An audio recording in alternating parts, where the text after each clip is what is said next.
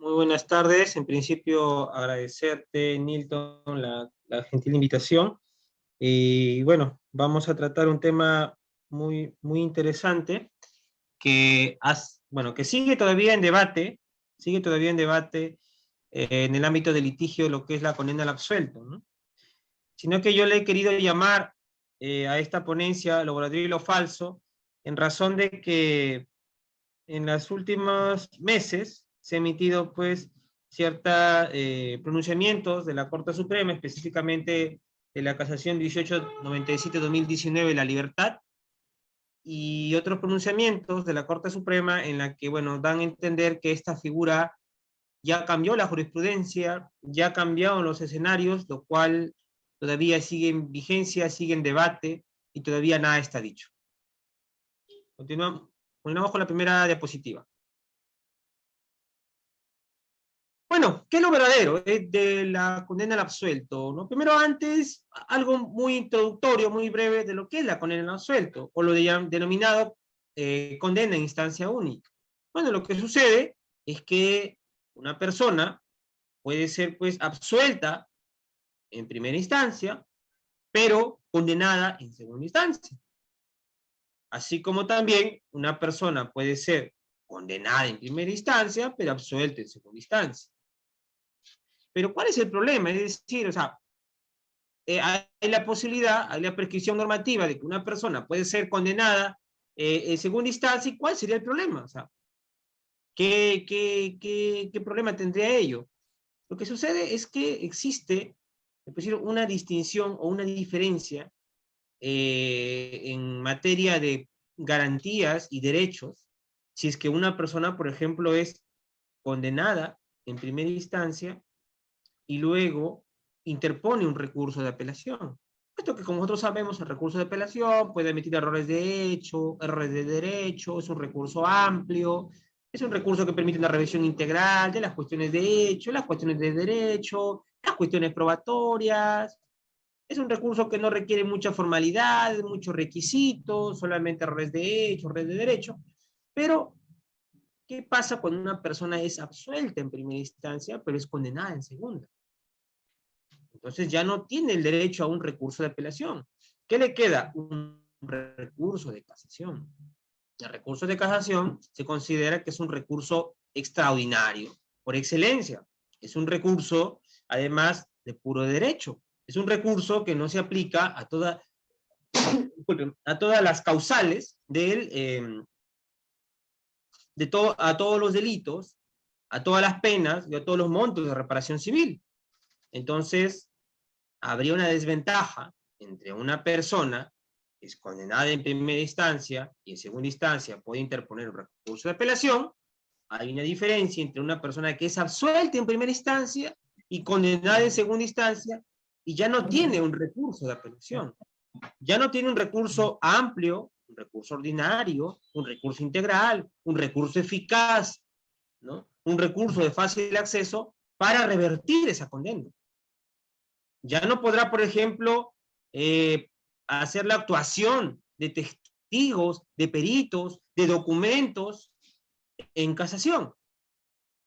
Ya no podrá, pues, observar o cuestionar la valoración probatoria del juez, ni las cuestiones fácticas, solamente se remitirá a los presupuestos del artículo 427 y 429 del Código Procesal Penal. Entonces, habría una especie de desventaja. Por eso se dice condenado en instancia única. ¿Por qué instancia única? Porque cuando es condenado ya en segunda instancia, prácticamente ya no tiene la posibilidad de tener un recurso. Entonces, pero respecto a este tema, se han generado mucha polémica, muchos pronunciamientos jurisprudenciales de la Corte Suprema, de la Sala Constitucional de Derecho Laboral de la Corte Suprema, de la Corte Interamericana de Derechos Humanos, del Comité de Derechos Humanos, del Tribunal Constitucional y muchos autores, ¿no? Pero ¿cuál es lo verdadero y cuál es lo falso? Lo verdadero es que efectivamente sí está prescrito normativamente la condena al absuelto. En artículo 419, inciso 2 del Código Procesal Penal de 2004, ¿qué se nos dice? Se nos dice que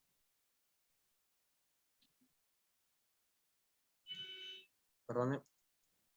Creo que... A ver. No, continúe nomás, doctor. Me perdí de Zoom.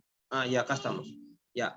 ¿Qué nos dice el artículo 419 inciso del Código Procesal Penal? El examen de la Sala Penal Superior tiene como propósito que la resolución impugnada sea anulada o revocada, total o parcialmente. En este último caso, tratándose de sentencias absolutorias, podrá dictar sentencia condenatoria. Es decir, el Código Procesal Penal sí faculta que si existe una sentencia absolutoria, la Sala Penal Superior, la Sala Penal de Apelaciones, pueda dictar una sentencia condenatoria.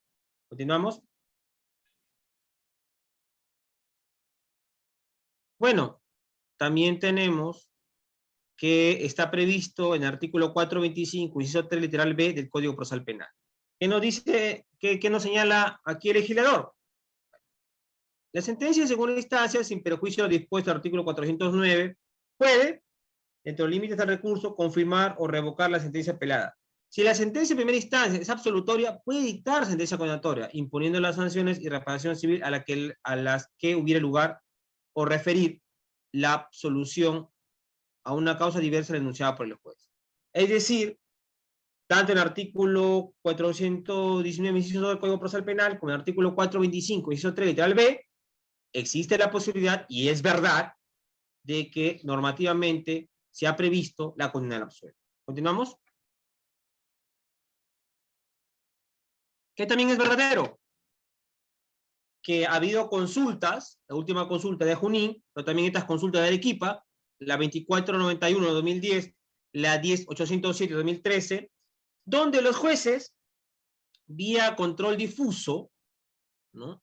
Vía control difuso, ellos inaplicaron este artículo 425, inciso 3 del Código Procesal Penal y elevaron en consulta a la Sala Constitucional de la Corte Suprema para que pueda determinar si realmente aprueba esta inaplicabilidad por afectar la Constitución, ¿no?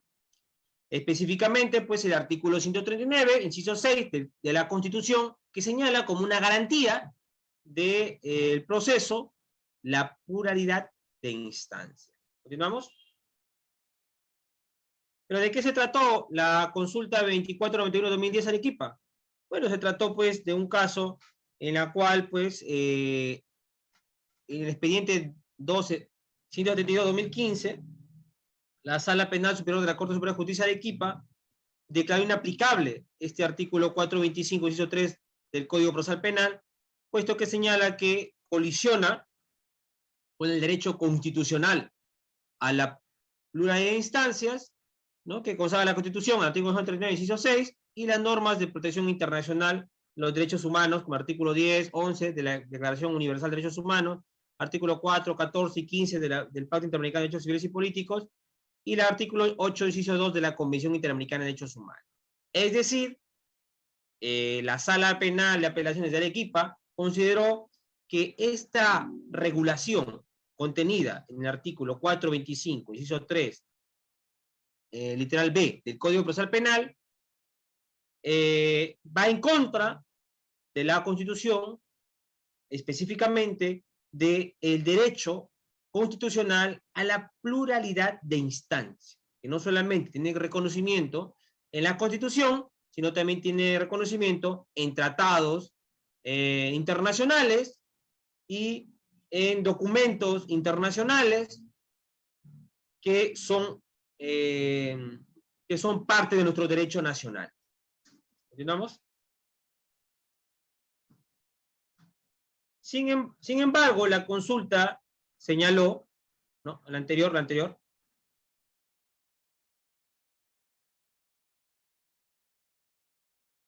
Bueno, sin embargo, la consulta indicó de que no existía una colisión con un derecho constitucional, pues consideran de que la sala, digamos, la persona que es condenada en segunda instancia puede interponer un recurso de casación. ¿Continuamos? Tenemos también la consulta 10807 de Arequipa, donde también igualmente indicó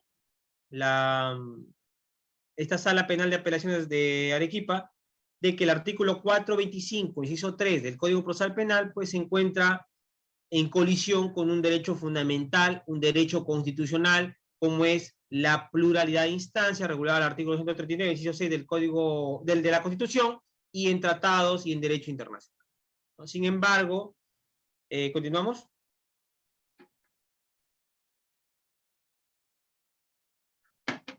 Lo que señaló, pues, esta sala, es que la condena al absuelto, pues, no le permite, ¿no? Le pone en desventaja, ¿no? Se coloca la desventaja de no contar con un juicio de apelación con actuación probatoria, viendo vulnerado su derecho de defensa, realizado el control difuso del dispositivo legal, en mención al amparo artículo 14 de la Ley Orgánica del Poder Judicial. Es decir, eso es lo que básicamente los argumentos de esta consulta, los argumentos por los cuales los jueces de esta sala hicieron inaplicar este artículo, porque consideraron de que había una desventaja y consideraron de que este artículo colisiona con garantías constitucionales y también contra el derecho convencional. ¿Pues vamos?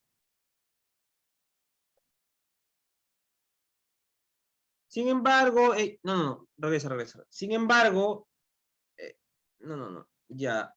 Sin embargo, la Sala Constitucional de la Corte Suprema señaló de que la casación no solamente tiene una función nomofiláctica, sino también una función diquelógica. ¿Qué es eso? Bueno, se considera que la casación tiene una función nomofiláctica porque se dice que la casación en casación se cautela o se tutela o se guarda la ley. Es decir, la protección de la ley, la aplicación correcta del derecho.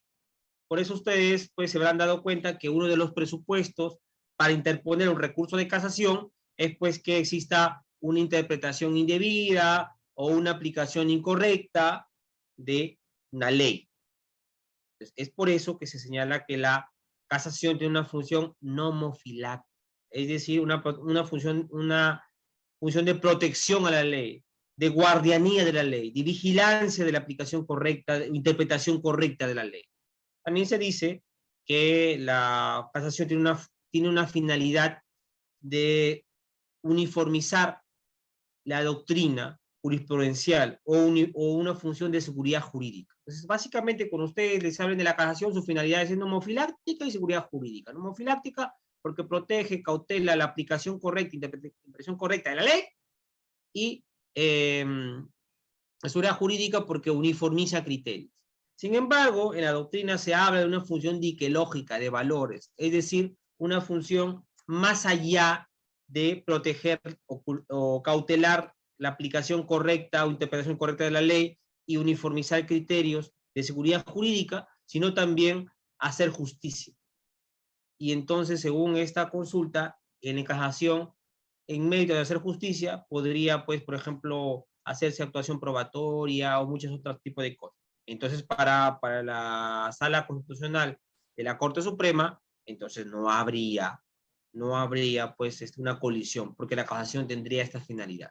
Pero bueno, eso es a nivel de doctrina. En la práctica no es así. ¿Continuamos? Y por eso deciden desaprobar esa resolución que declara inaplicable el artículo 425, inciso 3, literal B, del Código Procesal Penal, y pues dispone pues que se haga un nuevo pronunciamiento, ¿no? ¿Continuamos?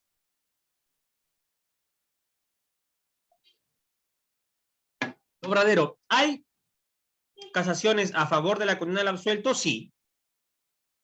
Eso no hay que negarlo. Probablemente uno puede tener su postura particular, pero no vamos a negar que existe casación, existe pronunciamiento jurisprudencial a favor de la condena al absuelto y que está fundamentado.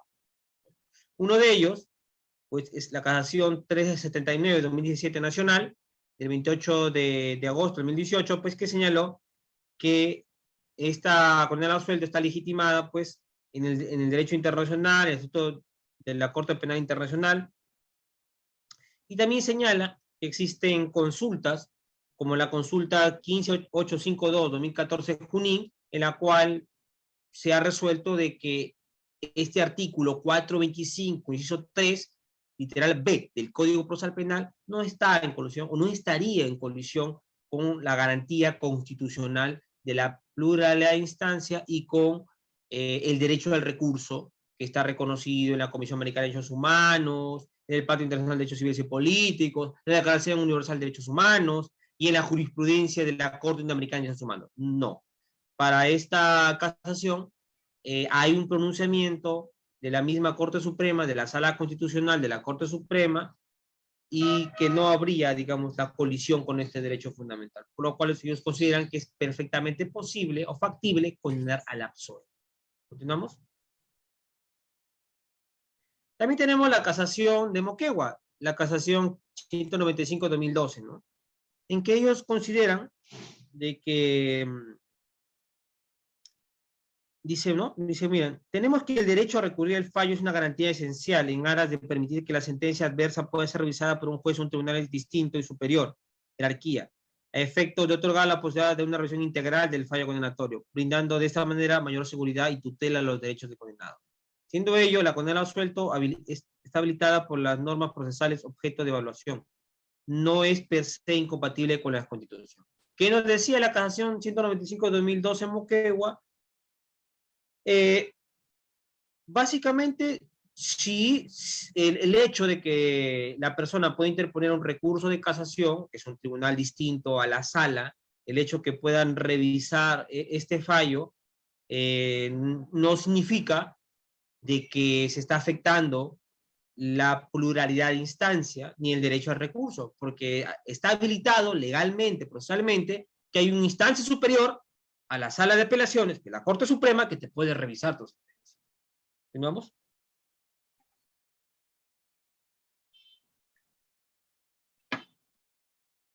¿Continuamos?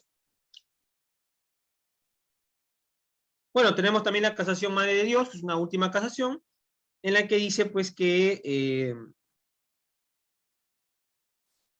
bajo determinados presupuestos y límites es factible condenar al absuelto en primera instancia, ¿no? La doctrina jurisprudencial ha variado. Lo que básicamente se desarrolló o ha desarrollado la Corte Suprema en algunos procedimientos, de todo en la casación que les mencioné anterior, es que sí es posible condenar al absuelto si es que se hace en segunda instancia un juicio de apelación, es decir, un juicio oral, pero de segunda instancia, en la cual se cautele, se tutele las garantías pues, de esta persona sentenciada, que sería pues el principio de inmediación, la actuación probatoria, el derecho de defensa. Es decir, una cosa es que si una persona lo absuelven en primera instancia, fiscalía apela, llega a sala y se hace una sola audiencia, donde solamente fiscalía habla en 5 minutos y la defensa también habla otros 5 minutos y deciden condenarlo. Eso no, porque pues no hay una actuación probatoria, no hay un derecho de defensa, no, o sea, el juez de segunda instancia no va a tener el principio de inmediación porque solamente cuenta con lo que le dice el fiscal, lo que dice la apelación, más no él ha podido controvertir y presenciar la actuación de prueba y someterse a los principios de contradicción, ¿no? De oralidad, de publicidad, de inmediación, del derecho de defensa y oralidad, para que realmente se forme la convicción, o esta sala se forme la convicción para condenar o no. Eso más o menos es la idea o la lógica a favor. ¿Continuamos? Bueno, tenemos también la casación 280-2018, Madre de Dios, ¿no? Que decía, ¿no? Es verdad, ¿no? Que se invoca una línea jurisprudencial acerca de la prohibición de la condena a suelto, que es sencillamente una opción jurídica, ¿no?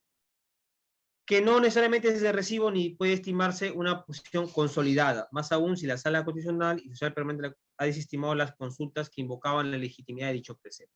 En esta casación también se vuelve a debatir este tema y la Corte Suprema dice, mire, es una opción, o sea, sí acepto que hay sentencias a favor y en contra.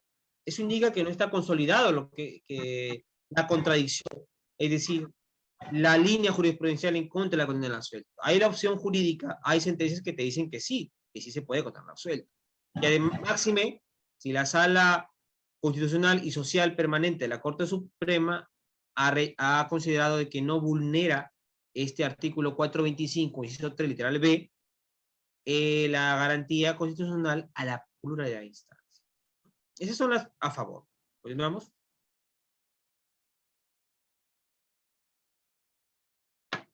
Pero la sentencia más importante, pues, es la casación 1897-2019 de la libertad.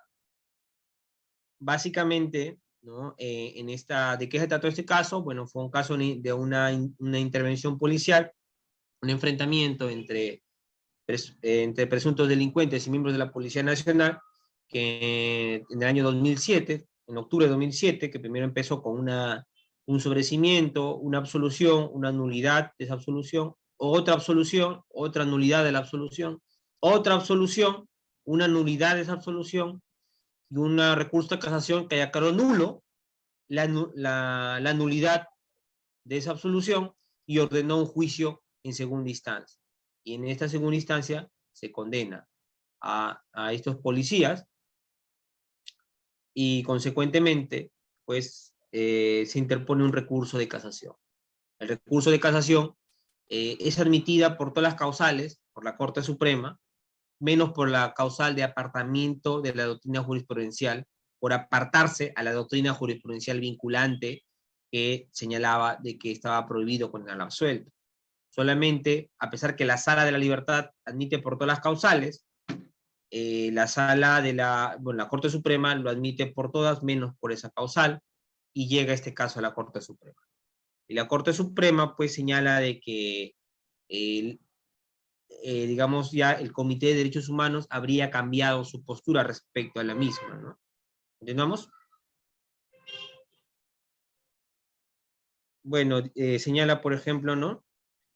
Que, bueno, y parte básicamente en esta casación 1897-2019 de que el recurso de casación que tiene nuestro país es un recurso de casación amplio.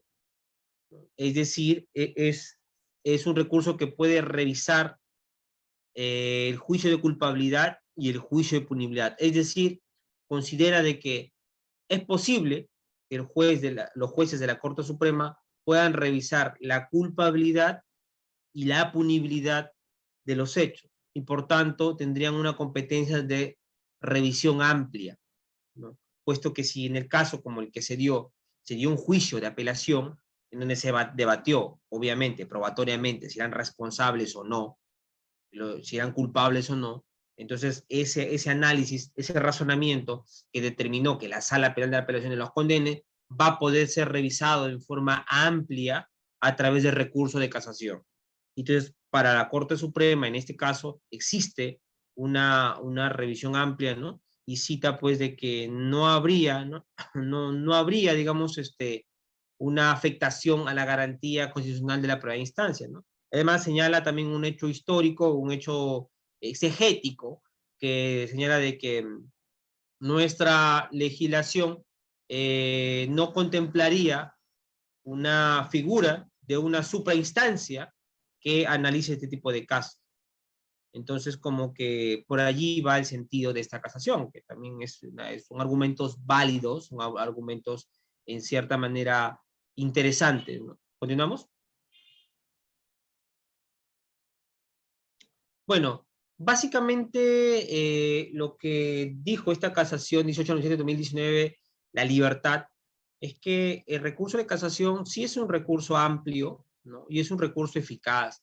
¿Por qué dijo que era un recurso eficaz? Porque era un recurso que podía dar respuestas. Es decir, hay muchas causales que se pueden plantear y si te admiten por esas causales y te da respuesta a cada una de tus pretensiones, entendería que es un recurso eficaz. ¿Por qué un recurso eficaz? Un recurso eficaz tendría que ser un recurso que te permita dar respuestas, te permita de que te pueda resolver el proceso.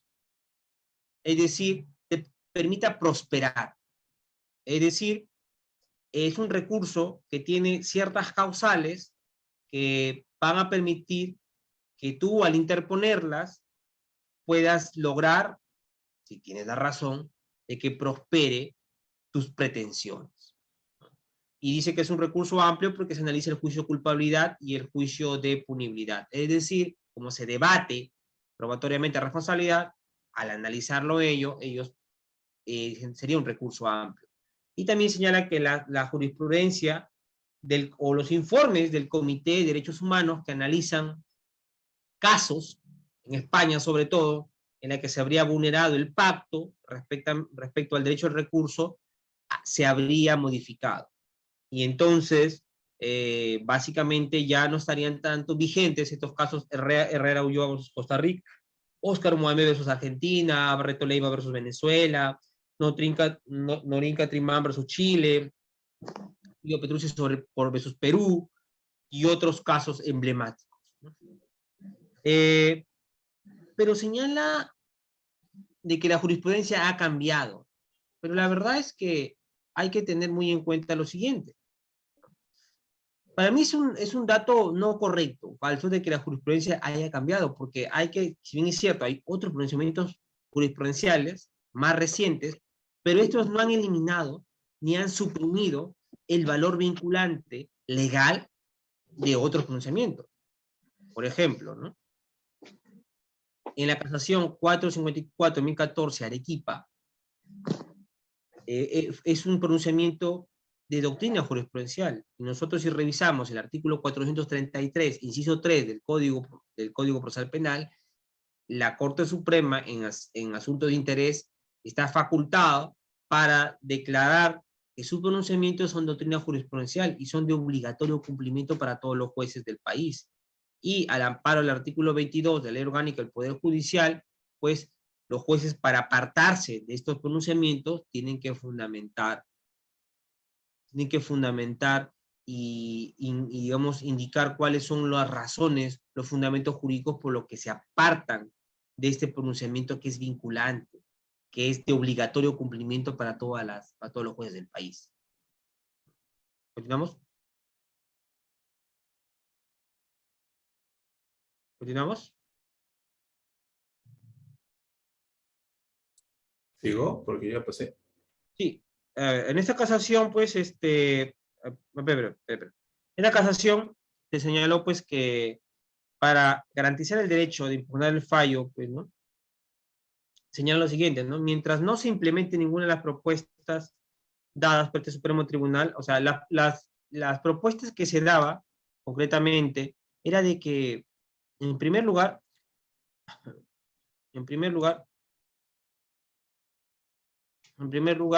se garantice una nueva sala que pueda revisar estos casos, o bien en las Cortes Superiores, o bien en la Corte Suprema. Otra propuesta que se hizo es que se modifique el Código Procesal Penal, o en todo caso, de que se anulen, ¿no? las sentencias, ¿no? Entonces, llega un caso allí y la Corte Suprema dice, miren, mientras no simplemente las soluciones que se han planteado a nivel jurisprudencial, a nivel doctrinario, ¿no? De que se implementen salas ad hoc, se implementen en la Corte Suprema o en las salas superiores, o se modifique legalmente el recurso de casación que permita que en estos casos se pueda también analizar pruebas, analizar cuestiones fácticas y probatorias, pues tendremos que seguir anulando las sentencias. ¿Entendemos? Tenemos también la casación 194-2014, ¿no? En esta casación se establece también como tiene jurisprudencial los puntos 14, 15 y 14, 16. Entonces ahí la Corte Suprema dice lo siguiente: en el fondo no se debate si condenar en segunda instancia es posible, pues sí lo es, pero se exige que esa posibilidad existe, el condenado por primera vez en segunda instancia tenga a su disposición un recurso devolutivo, donde el juzgador tenga facultades amplias de control. En esencia, se ha determinado que el derecho a la doble instancia, que gozan toda parte procesal, tiene un contenido especial, en el caso de la parte que actúa como defensa. Dicho contenido es el de derecho a impugnar el fallo condenatorio ante un tribunal superior que goce amplias facultades de control. Estas amplias facultades de control se refieren básicamente pues, a la revisión integral de la sentencia, no solamente la revisión de cuestiones de puro derecho, como lo hace la casación, sino revisión integral de las cuestiones fácticas y probatorias del caso, que legalmente está vedado el recurso de casación. ¿Continuamos? En esta misma casación, pues, se señala, pues, ¿no?, de que lo siguiente, ¿no? En ese escenario, alguien podría sostener que se garantiza este derecho a la instancia federal con el recurso de casación. Sin embargo, esta posibilidad ya ha sido descartada en el foro internacional y en el foro nacional, en tanto la casación es un recurso extraordinario, con finalidades específicas, limitado a las causales específicamente recogidas en la norma procesal y que además cuenta con vallas de procedencia establecidas por la ley, y en consecuencia el Tribunal de Casación no goza de estas amplias facultades de revisión. O sea, es decir, básicamente el punto es bien simple, es bien concreto. A ti te condenan en segunda instancia, te absolvieron en primera, ¿y qué te queda? Interponer un recurso de casación. Tienes a otra persona a tu costado que ha sido condenada en primera instancia y tiene la opción de apelar. Y su recurso, si lo ponemos a comparar, mejor te hubiesen condenado en primera instancia para que tú apeles. Porque si te han absuelto en primera instancia y te condenan en segunda, ya no puedes apelar.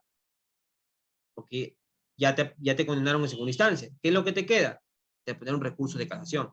Y no tiene las mismas bondades, que no tiene los mismos requisitos, no tiene los mismos presupuestos, que no tiene las mismas ventajas, no tiene la misma revisión integral, eficaz, amplia del caso. ¿Continuamos? En esta misma también casación se señala pues, que mientras no se implemente las propuestas, ¿no?, corresponde anular el fallo condenatorio. ¿Continuamos? Y bueno, tenemos también pues la casación 499-2014 de Arequipa, que estableció como doctrina jurisdiccional vinculante su fundamento 12º y 13º. Ojo, doctrina jurisprudencial vinculante, artículo 433, inciso 3 del Código Procesal Penal, que te señala que cuando la misma sala refiere que sus fundamentos jurídicos tales y cuales son vinculantes, estos deben ser de obligatorio cumplimiento para todos los jueces del país. Y entonces, esto señala la Corte Suprema. Habido cuenta que el juez no puede dejar de resolver, la única solución provisional posible es declarar nula la sentencia. Es decir, como un juez o un colegiado te absolvió en primera instancia y te condenaron en segunda instancia, llega a la Corte Suprema y la Corte Suprema dice, ¿qué hago? Pues la única forma que te quedaría para que tú puedas salvarte, se puede decir, o sea, me refiero, por lo que tú puedas garantizar tu derecho de defensa, es anular esta sentencia que te condena y ordenar un nuevo juicio oral. Porque si yo confirmo esta condena, pues básicamente estarías en una desventaja. Porque si tú hubieses sido condenado en primera instancia, en segunda instancia, pues hubieses podido la oportunidad de apelar, de ofrecer pruebas, hacer testigos, peritos, prueba nueva, hacer declarar testigos documentales, una revisión integral. Pero como tú fuiste absuelto en primera instancia, pero condenado en segunda, ¿qué vas a hacer con el recurso de casación? No vas a tener mucho para poder defenderte. Entonces mejor te anulo, para poder garantizar tu derecho a la apertura de instancia, tu derecho al recurso, tu derecho a defensa y el debido proceso. Es así que también señala, ¿no? Sin embargo, la solución de anular el fallo condenatorio dictado en primera y segunda instancia es excesiva, ¿no? Y bueno, y resuelve, pues, que se confirme la absolución. ¿Continuamos? Ahora, la nuevo pronunciamiento de esta casación 1897-2019, la libertad, ¿ha dejado sin efecto o no contradice los pronunciamientos del Tribunal Constitucional? Mentira, sí los contradice. Es así que en el expediente 861-2013, habeas corpus 2018, el Tribunal Constitucional señala lo siguiente. El TC considera que permitir que una sentencia de segundo grado pueda condenar a la persona absuelta en primera instancia, conforme al artículo 425, inciso 3, tal vez del nuevo Código Procesal Penal, y de otro lado, no se habilite un medio impugnatorio eficaz que permita que una instancia distinta pueda efectuar una revisión plena e integral de la corrección de dicha sentencia, las pruebas, ¿no? Dicen, contraviene el derecho a la pluralidad de instancias. Ya lo dijo el TC. El TC lo que te dice, si legalmente no hay una revisión integral donde se analicen los hechos, las pruebas y otras cuestiones jurídicas, este artículo 425, inciso 3, literal B, contraviene el derecho a la pluralidad de instancias. Entonces, miren lo que señala en este caso, el caso Gisela Rosario Quijandría Elías. Si bien los emplazados indican que la recurrente puede interponer recurso de casación conforme al artículo 429, inciso 1 y 2, el cual permite alegar inobservancia, tal, o por causal excepcional, debe tenerse presente que en nuestro ordenamiento jurídico la casación se considera como un recurso extraordinario, que habilita una revisión limitada de la resolución. Ello se advierte del propio tratamiento normativo que otorga el nuevo Código Procesal Penal dicho recurso, pues entre otros requisitos exige para su procedencia, ¿no? Lo contenido en el artículo 427. Es decir, el TC dice, está bien, tú puedes interponer un recurso de casación, pero este recurso de casación, no te olvides que es extraordinario, es de puro derecho, y solamente se puede plantear para algunos casos, para otros casos no. Solo para unos requisitos, otros requisitos no. No te permite una revisión integral, no te permite una revisión amplia, no te permite, no es un recurso eficaz, no es un recurso ordinario, no es un recurso devolutivo. Entonces no tiene las garantías para, para salvaguardar el derecho a la prueba de instancia. ¿Entendamos? En ese mismo caso, pues señala, ¿no? Así las cosas, el Tribunal Constitucional estima que la casación no constituye un recurso eficaz que permite una análisis integral del fallo condenatorio en segunda instancia, sino por el contrario, se circunscribe su ámbito de competencia en una revisión de puro derecho. Lo ha dicho el TC. ¿Continuamos? En otro caso, en la sentencia 4374-2015, ¿qué nos dice el TC? Nuevamente, este tribunal considera que el que se permita condenar a la persona absuelta vulnera el derecho a la primera instancia. En tanto, no se permite que la sentencia condenatoria pueda ser objeto de una revisión por una segunda instancia, en la que se analicen los hechos, las pruebas y cuestiones jurídicas. ¿Se dan cuenta? ¿No? Nuevamente dice, debe tenerse presente al ser un recurso de casación, uno de tipo extraordinario, no permite que la Corte Suprema actúe como órgano superior con la facultad de realizar una revisión integral de esta primera sentencia. Voy a llamar. ¿Continuamos?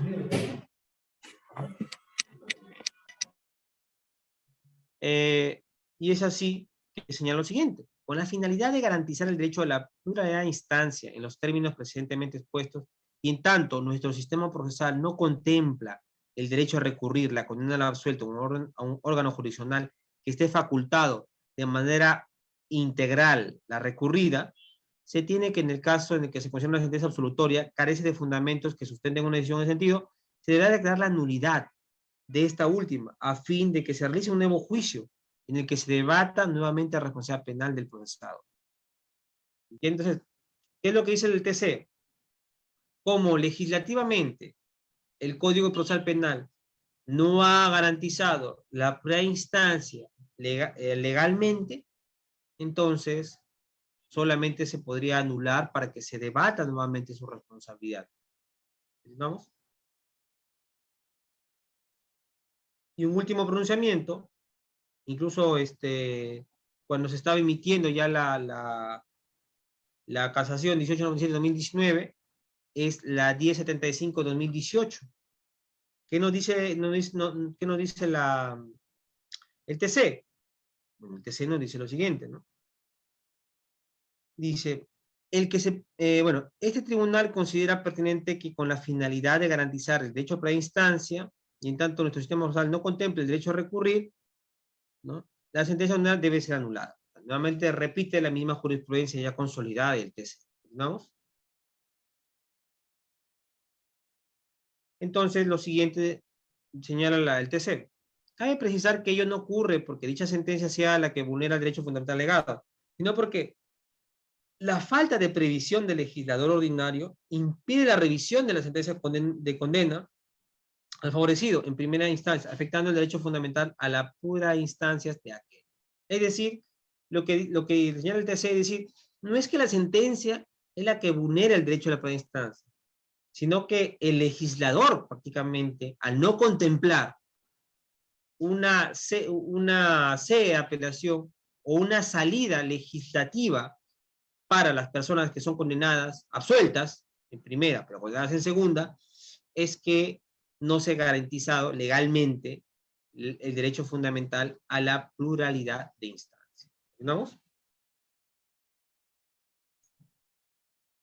Ahora, ¿ha cambiado el Comité de Derechos Humanos su postura? Según la casación 1897-2019, sí. Y dice lo siguiente, ¿no? Inicialmente, el Comité de Derechos Humanos consideró que el recurso de casación no cumple estas exigencias. En el caso Cesario Gómez con Vázquez versus España, Martínez Fernández versus España y Pérez versus España. ¿Continuamos? Pero sin embargo, dice, con posterioridad a ello, el Comité de Derechos Humanos relajó su criterio, al punto que sus últimas decisiones de inadmisión afirmó que el control de la prueba en casación e incluso a través del amparo constitucional sería acorde al artículo 14, numeral 5.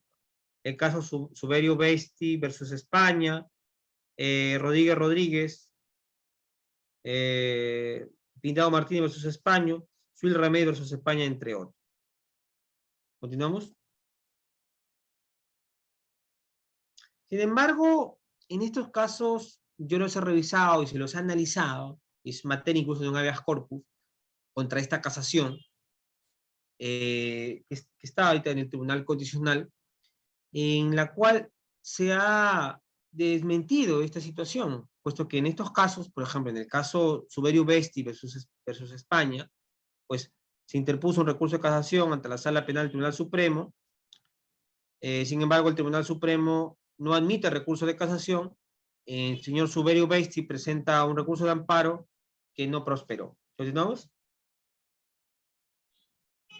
Pero en este caso, en el caso Suberio Besti, no existió un tema de control de prueba. Ahora bien,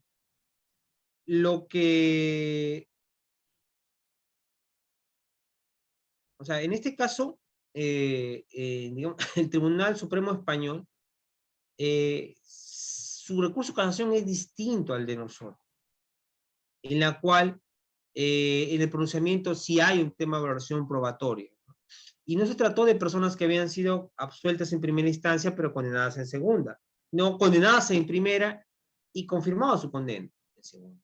Entonces, no es un caso de condena al absuelto, propiamente dicho. ¿Continuamos?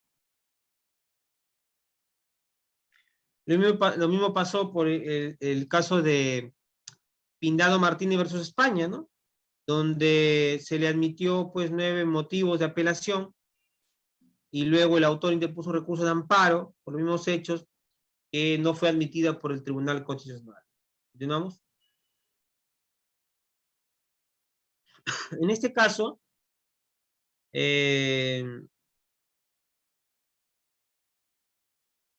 si bien es cierto, se admitió todos los motivos impugnativos de recurrente, se respondió a todos.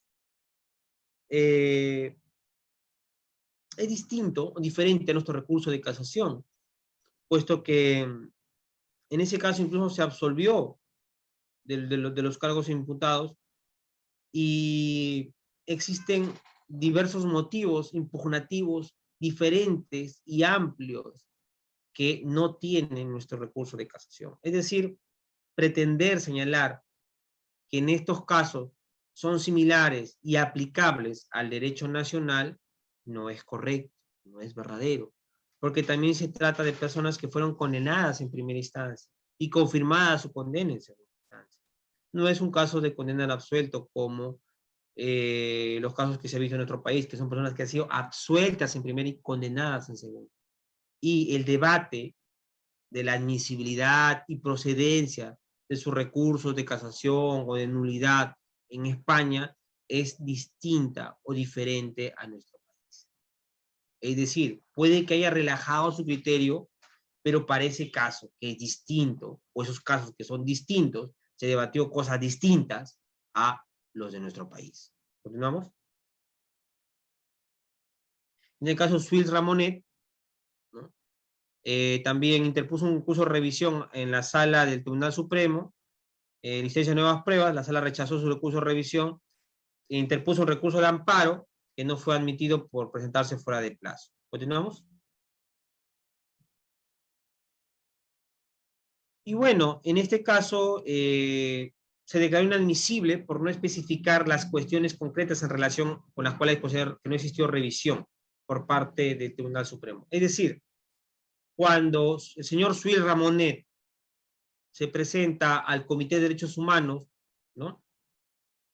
Su queja o su denuncia ante el Comité de Derechos Humanos, pues señala esto, pero no le declara inadmisible su recurso, su denuncia, por el hecho de que se trate de una persona absuelta en primera instancia y condenada en segunda, sino más que todo porque no fue claro al manifestar sus pretensiones. Es algo distinto, no significa que se haya relajado el Comité de Derechos Humanos su criterio, sino que en este caso básicamente se declaró inadmisible por no especificar las cuestiones concretas en relación con las cuales considera que no existió revisión por parte del Tribunal Supremo. Es decir, no es que el Comité de Derechos Humanos haya señalado, ya cambié de criterio, ahora para mí un recurso extraordinario, un recurso de puro derecho, un recurso como el recurso de casación, pues sí tiene las bondades, las garantías, las posibilidades de garantizar el derecho al recurso, el derecho a la primera instancia. ¿Continuamos? ¿Continuamos? Sí, podemos continuar. Y por último, en el caso Rodríguez, Domínguez y Neira Fernández versus España, también interpusieron un recurso de casación, ¿no? Interpusieron un recurso de amparo, ¿no? En este caso, el Tribunal Supremo Español examinó el contenido de una prueba, una conversación telefónica, y la valoró, estando de acuerdo con la valoración del juez de primera instancia. Los recurrentes impusieron un recurso de amparo ante el Tribunal Constitucional Español, que fue rechazado. ¿Continuamos? Nuevamente acá verificamos que es distinto, pues. O sea, nosotros no nos imaginamos que en la Corte Suprema puedan el juez de los magistrados supremos revisar o analizar o valorar una conversación, una escucha telefónica. Pues no tiene esas facultades nuestro recurso de casación nacional. Por tanto, no podemos decir que es la misma situación, es el mismo caso, ¿no? Entonces, no es que se haya relajado el Comité de Derechos Humanos su criterio o ha cambiado su criterio. ¿Continuamos? Y bueno, realmente entonces, si es así, ¿continúan vigente la jurisprudencia del CIDH? Sí. Tenemos los casos más principales, Norín Catrimán y otro versus Chile, Castillo Petruzzi y otro versus Perú, Barreto Leiva versus Venezuela, Rebulló versus Costa Rica y Oscar Mohamed versus Argentina. ¿Continuamos? ¿Sí? ¿Qué se dijo en estos casos? ¿No? En el caso de Norín Catrimán, pues dijo que el recurrir el fallo es una garantía primordial que se respeta en el marco de todo proceso, de todo debido proceso, ¿no? Y su contenido es la protección eficaz de los derechos humanos, que implica un recurso accesible, eficaz, que permite una revisión integral del fallo recurrido. Esto es un recurso que se encuentra al alcance de toda persona condenada y respete la garantía. Ese es el meollo del asunto. Siempre se señala de que todo derecho o toda garantía constitucional debe tener un contenido esencial. ¿Y cuál es el contenido esencial de este derecho fundamental a la pluralidad de instancias? Se encuentra en el derecho del recurso. ¿Y un recurso, qué tipo de recurso? Un recurso accesible, ordinario, por excelencia, es decir, que no te ponga tantos requisitos, tantos presupuestos, un recurso eficaz que te permita respuestas, que te permita prosperar, que no te puedan, diga, inadmisible, así nada más, un recurso integral que te pueda revisar el fallo de la parte fáctica, probatoria y jurídica, ¿no? Y además, el Tribunal Constitucional ha señalado que el contenido esencial de este derecho es, pues, que revise un tribunal de la misma naturaleza. Es decir, la sala que te condena no tiene la misma naturaleza, la misma competencia, los mismos parámetros legales que la Corte Suprema. Y eso es el contenido esencial, que se revise un tribunal superior, sí, pero de la misma naturaleza, que revise los mismos términos. Ahora, el recurso de casación puede revisar en los mismos términos que un recurso de apelación. En un tribunal superior, sí, te puede revisar en esos términos, puede ser un recurso eficaz, amplio, integral, accesible. ¿Por qué accesible? ¿Acaso no hay presupuestos? No puedes proponer, no puedes interponer pues un recurso de casación si es que no se trata de un caso que ha puesto fin al proceso y con una pena mínima. No puedes interponer un recurso de casación cuando se trata de una reparación civil de un monto determinado. No todos los delitos tú puedes interponer un recurso de casación. No en todos los casos puedes interponer un recurso de casación. Un recurso de apelación, sí. Un auto que anula, un auto que pone fin al proceso. Cualquier incidencia, pues tú interpones un recurso de apelación. Pero un recurso de casación solamente en ciertos casos. Para ciertos delitos, para ciertas penas, para ciertos montos de reparación civil, para ciertos supuestos. ¿Entendamos? Y bueno, en el caso de Nónica Trimán, pues se desarrolla pues cuáles son las garantías o el contenido del derecho al recurso, que es un recurso ordinario, o sea, un recurso que se puede plantear sin necesidad de tener tantos requisitos, un recurso accesible, un recurso eficaz, continuamos,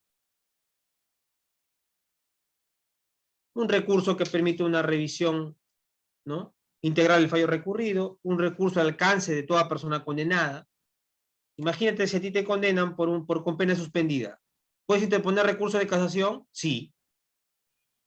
Pero un recurso de casación, pues, para desarrollo de doctrina jurisprudencial vinculante. Tienes que demostrarle a la Corte Suprema que tu caso, si bien es cierto, no cumple con requisitos, pero tienes que demostrarle que tu caso va a abrir la jurisprudencia, el derrotero de la jurisprudencia de nuestro país, y va a haber un interés casacional, no solamente para resolver tu caso, sino para resolver todos los casos que se vengan. O en tu caso ha habido jurisprudencia contradictoria. ¿Es fácil hacerlo? No. Casi un buen porcentaje te cae inadmisible. Tienes que presentar tu recurso de queja por denegatoria de recurso de casación excepcional y a ver si te la admiten. Y encima, si pierdes, tienes que pagar costos y cosas. Entonces, no tiene las mismas garantías una casación que una apelación. Bueno, continuamos. Bueno, en el caso Castillo-Petrucci, bueno, es muy importante el voto del juez Carlos Vicente Rux, que dice lo siguiente, ¿no? No se respetó el derecho a las víctimas a una segunda instancia, ¿no? Pero no porque los organismos que terminaron la revisión de la sentencia particular de la justicia militar, sino porque no se desempeñaron como tribunales que reexaminaran la totalidad de los hechos de la causa, ponderaran el valor del aseo probatorio, recaudaran las pruebas adicionales que fueran menester, produjeran de nuevo una calificación jurídica de los hechos en cuestión a la luz de las normas penales internas y fundamentaran argumentativamente esa calificación. A eso. ¿Continuamos? En el caso Correa Herrera Ulloa versus Costa Rica, pues, ¿no? Mire, acá está, fundamento 159. La Corte ha indicado que el derecho a recurrir el fallo consagrado por la Convención no se satisface con la mera existencia de un órgano de grado superior al que juzgó y condenó al inculpable. Para que haya una verdadera revisión de la sentencia en el sentido requerido por la Convención, es preciso que el Tribunal Superior reúna las características jurisdiccionales que lo legitiman para conocer del caso concreto.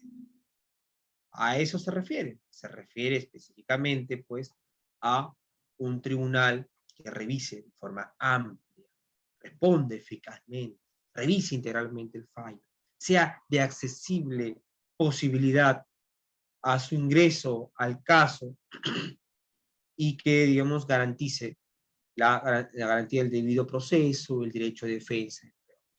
¿Continuamos? En este caso, señalo también lo siguiente, ¿no? La posibilidad de recurrir del fallo debe ser accesible, sin requerir mayores complejidades que tomen ilusorio este derecho. Como le dije, en caso de recurso de casación, pues hay una serie de requisitos, formalidades, que impiden que todos podamos acceder al mismo. ¿No? ¿Continuamos? En el caso Barreto-Leiva versus Venezuela, hay un punto muy importante que es el fundamento 89, que dice lo siguiente.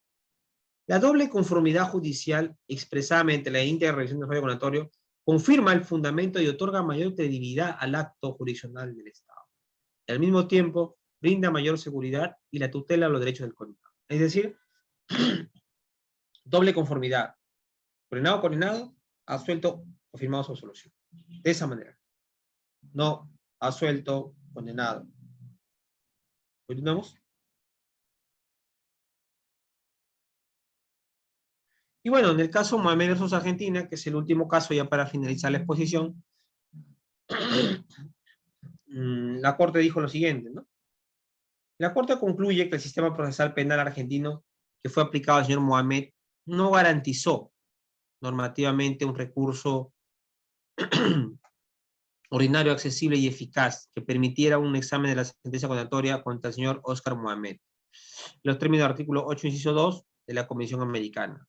Y también ha constatado que el recurso extraordinario federal y el recurso de queja, en tanto salvaguarda de acceso al primero, no constituyeron en el caso concreto recursos eficaces para garantizar dicho derecho.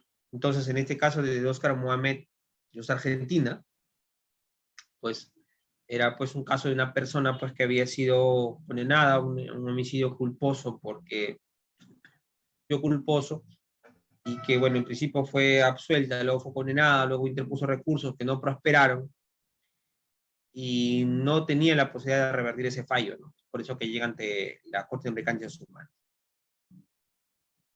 ¿Continuamos?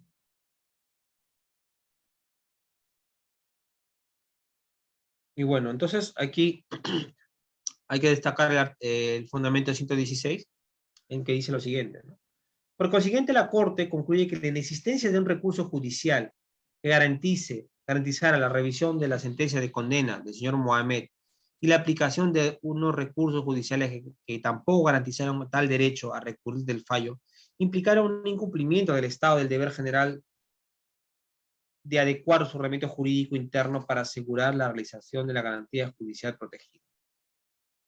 Entonces, en el caso Mohamed versus Argentina, la Corte concluyó que Argentina violó el derecho a recurrir al fallo condenatorio protegido en el artículo 8, inciso 2, parágrafo H de la Convención Americana de Derechos Humanos. ¿Continuamos?